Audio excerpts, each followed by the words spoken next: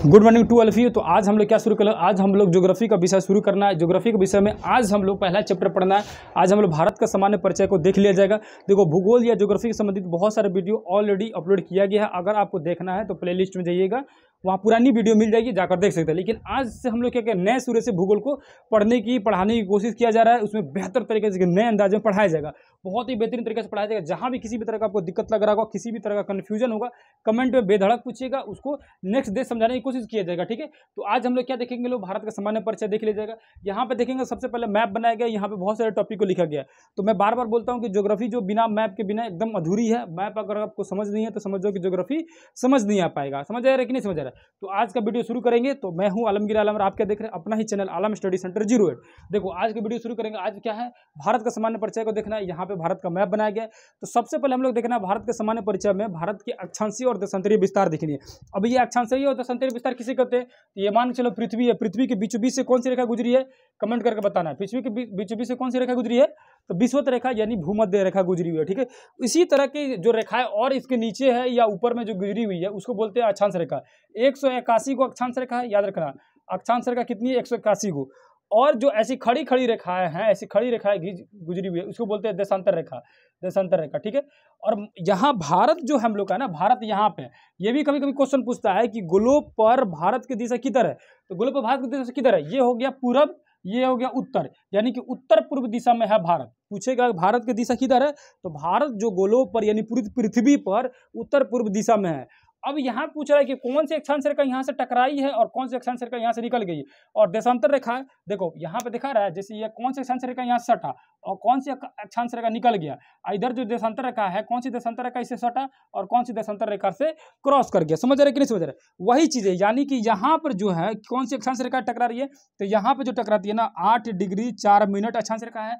और यहाँ जहाँ निकलती है उसको बोलते हैं 37 डिग्री 6 मिनट होता है। 37 डिग्री 6 मिनट से निकलता है। समझ आ रहा है कि नहीं समझ रहा है? यहाँ देखेंगे तो देशांतर रेखा का देखेंगे, तो देशांतर रेखाओं में देखेंगे तो 68 डिग्री 7 मिनट है, 68 डिग्री 7 मिनट। और निकलता कहाँ है? 97 डिग्री 25 मिनट पर निकल जाता है। समझ आ रहा है कि नहीं समझ रहा है? यानी कि अक्षांशीय विस्तार जो है 8 डिग्री 4 मिनट से लेकर 37 डिग्री 6 मिनट है।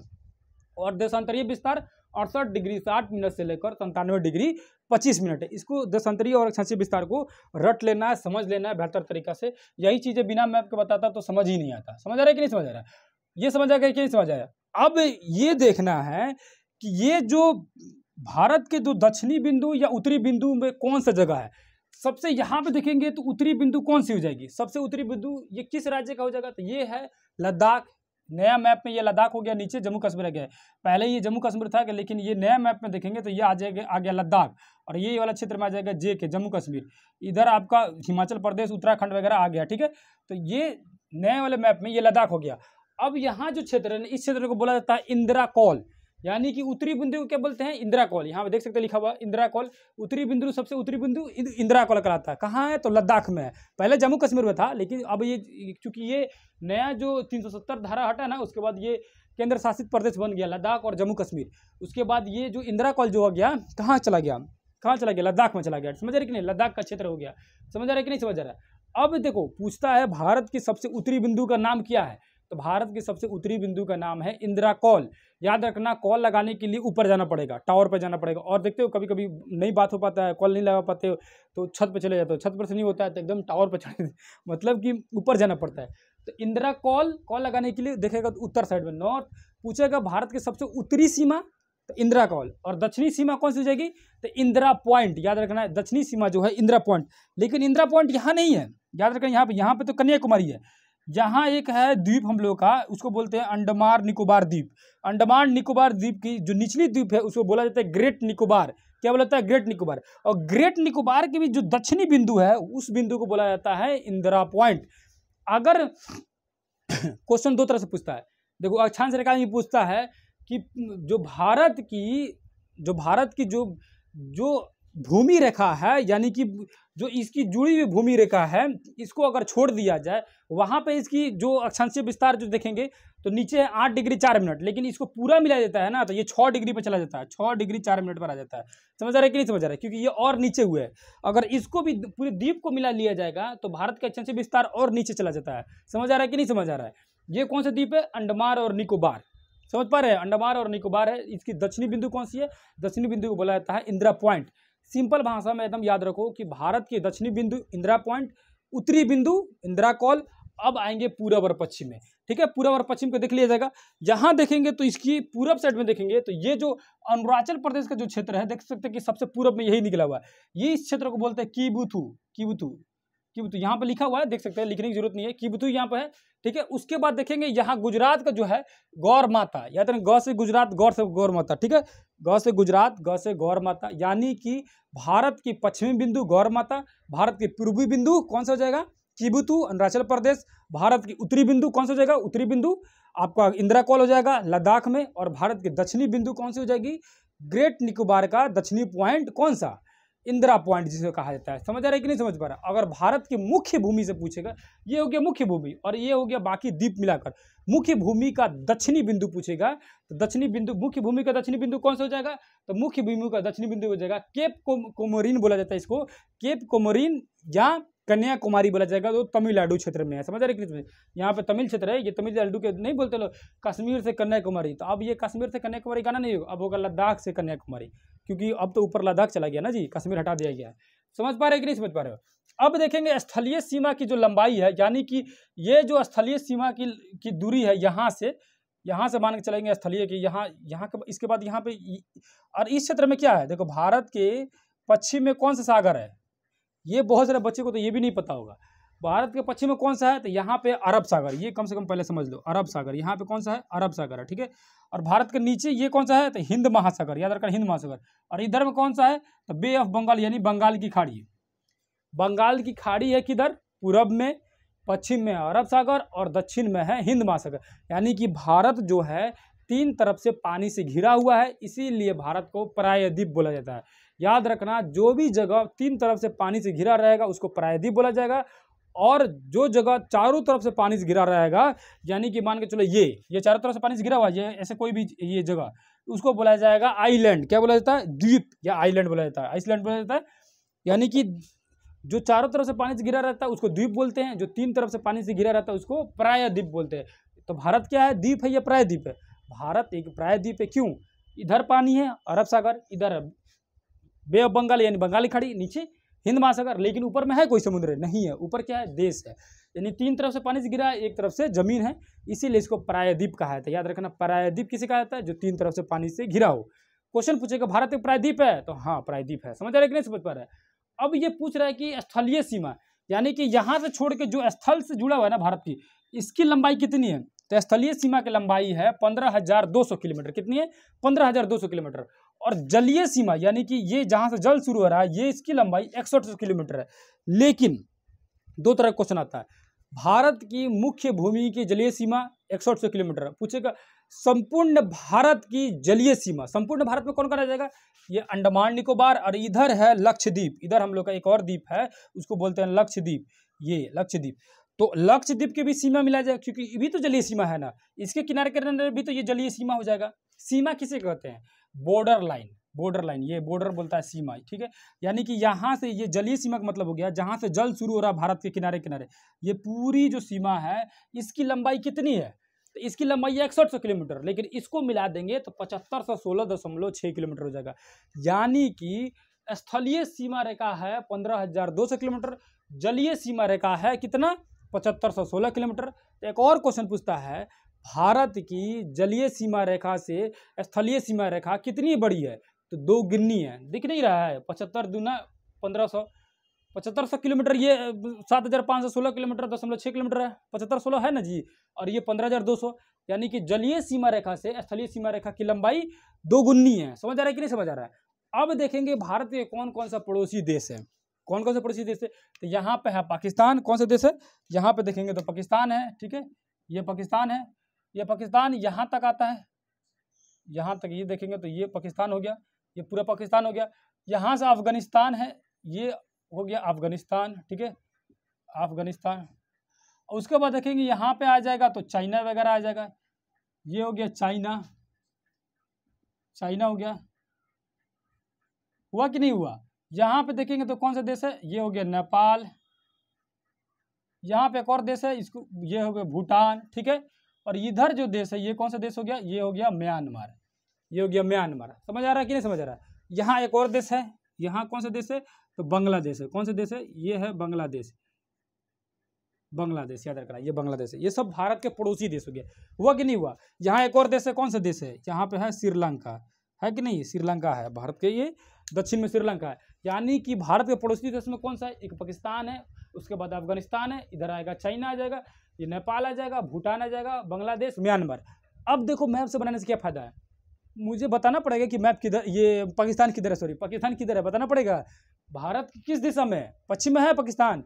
भारत, अब पूछ दूं कि भारत के किस दिशा में, ये बांग्लादेश है, दिख रहा है कि नहीं, पूरब में। भारत के बांग्लादेश किधर है, पूरब में। यही फायदा होता है मैप से। इस चीज़ों को बहुत सारी चीज़ें आप क्लियर कर पा रहे होंगे, बहुत सारी चीज़ें बताने की जरूरत नहीं पड़ती है, डायरेक्ट आपको समझ आ पा रहा होगा किस दिशा में। समझ आ रहा है कि नहीं समझ आ रहा है। पाकिस्तान, अफगानिस्तान, उसके बाद ये चाइना, नेपाल, भूटान, बांग्लादेश, म्यांमार और श्रीलंका जो भारत की पड़ोसी देश है। समझ आ रहा है नहीं समझ आ रहा है, समझे ना। अब ये भारत की जो पाकिस्तान है, ये कभी कभी क्वेश्चन पूछ देता है कि पाकिस्तान जो है भारत के किन किन राज्यों से सटा हुआ है। कि यहाँ देखेंगे लद्दाख, उसके बाद से जम्मू कश्मीर, जम्मू कश्मीर के पास पंजाब, पंजाब के बाद आएंगे तो ये राजस्थान और ये गुजरात। यानी कि इन राज्यों से क्या हुआ है, ये कौन सटा हुआ है, पाकिस्तान सटा हुआ है। समझ आ रहा है कि नहीं समझ आ रहा है। ये पाकिस्तान जो है इन राज्यों से, कौन कौन राज्यों से सटा हुआ है, ये गुजरात वगैरह से सटा हुआ है, ठीक है, समझ रहे हो, इन सबसे सटा हुआ है। अब देखेंगे, अभी कभी कभी क्वेश्चन पूछ देता है कि जो चाइना जो है किससे, भारत के किन किन राज्यों से सटा हुआ है। तो यहाँ देखेंगे सिक्किम से, अरुणाचल प्रदेश से, यहाँ उत्तराखंड, हिमाचल प्रदेश, ये सब राज्यों से, ये लद्दाख वगैरह से कौन सटा हुआ है, चाइना वगैरह, इससे सीमा जोड़ती है, सीमा सटा हुआ है। समझ पा रहे कि नहीं समझ रहा। अब यहाँ पे जो लिखा हुआ है इस चीज़ों को क्लियर तरह से समझो।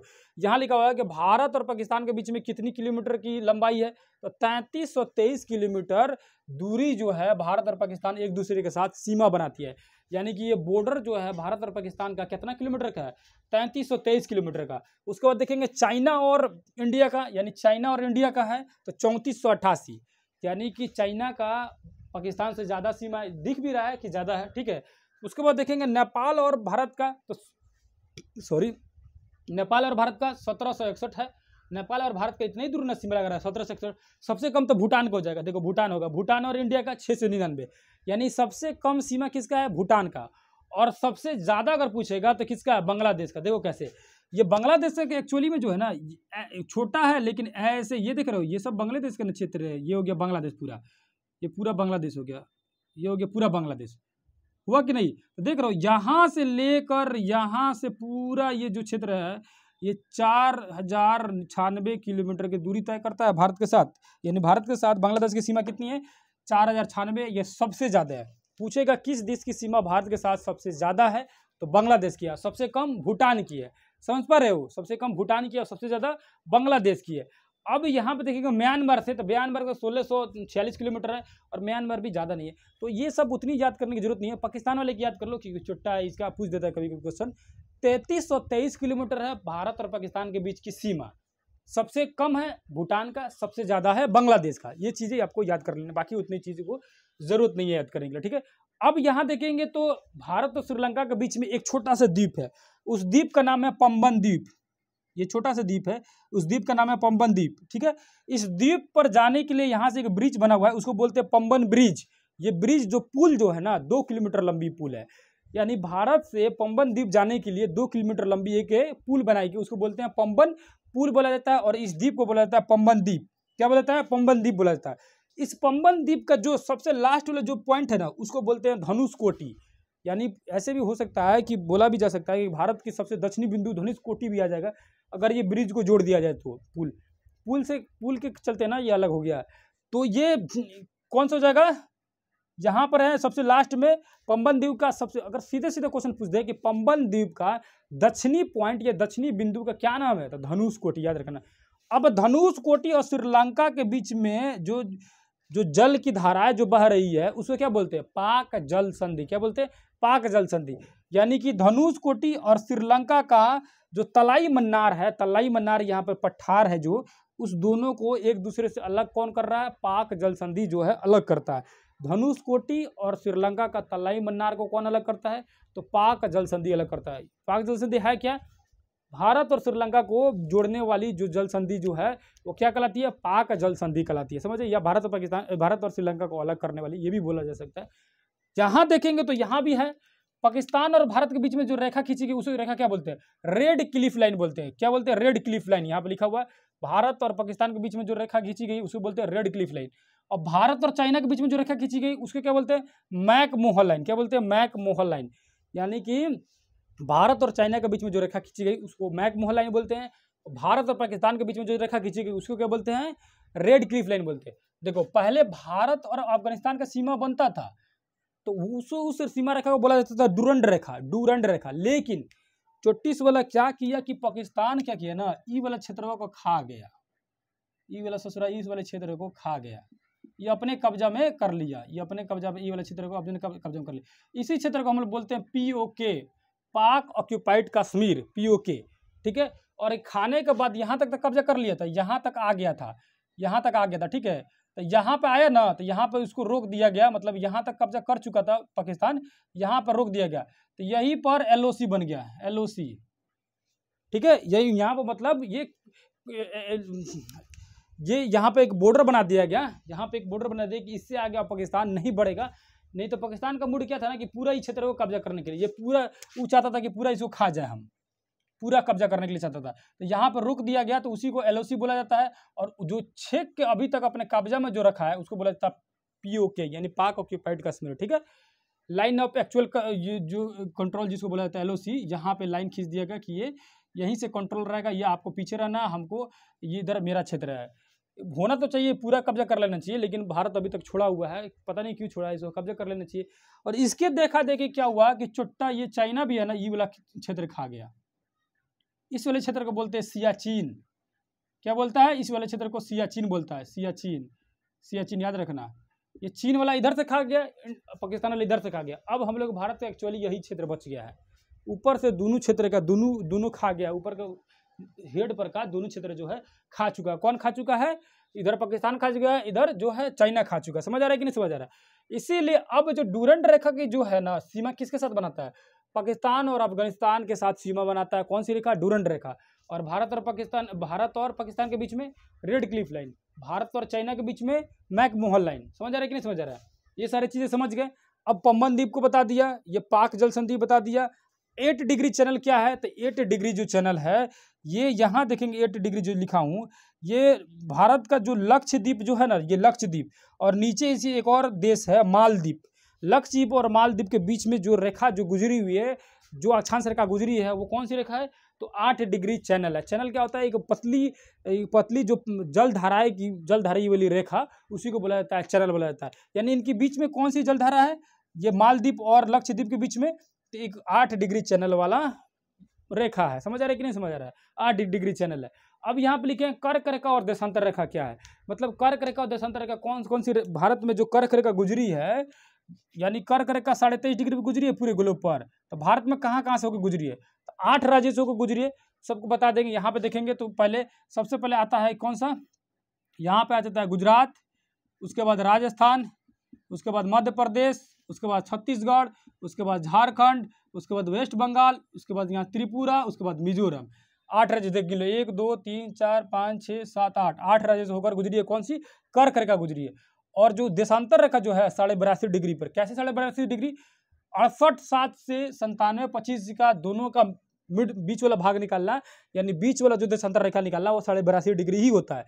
82.5 डिग्री कहाँ कहाँ से गुजरी है, तो यूपी, उसके बाद से देखेंगे तो MP, उसके बाद से छत्तीसगढ़, उसके बाद से उड़ीसा, उसके बाद से ये आंध्र प्रदेश से होकर गुजरा हुआ, 5 राज्यों से होकर गुजरा हुआ है देशांतर रेखा। समझ पा रहे कि नहीं समझ पा रहे हो, समझे। और इसका इसकी जो हम लोग का समय रेखा बनाया गया है, यूपी के इलाहाबाद यानी नैनी या मिर्जापुर को क्या बनाया गया है, समय रेखा बनाया गया है। ये सारी चीज़ें अगर समझ नहीं आ रही हो तो नेक्स्ट वीडियो में फिर से समझाया जाएगा। बस इतना ऑलमोस्ट थोड़ा बहुत जो जितना भी भारत का सामान्य परिचय था उसको समझ लीजिए। जहाँ भी किसी भी तरह का इसमें कहीं भी दिक्कत लग रहा होगा तो कमेंट कर जरूर पूछिएगा। आगे ये चीज़ें फिर से रिपीट होती रहेगी, फिर से क्लियर होते रहेगा। बहुत सारी चीज़ें फिर दोबारा आती रहती है, वो फिर से क्लियर होते रहता है। आप कंटिन्यू जुड़े रहिएगा तो बहुत सारी चीज़ें फिर से आपको मिलेगा, फिर समझ आ जाएगा। ठीक है, जहाँ तक अगर यहाँ तक जो पढ़ाया गया इसमें अगर कोई दिक्कत लग रहा है तो आप कमेंट कर जरूर पूछिए। ठीक है, तो फिर किसी दूसरी वीडियो मिल जाएगा। तब तक के लिए धन्यवाद, नमस्कार, अस्सलाम वालेकुम, जय हिंद, जय भारत।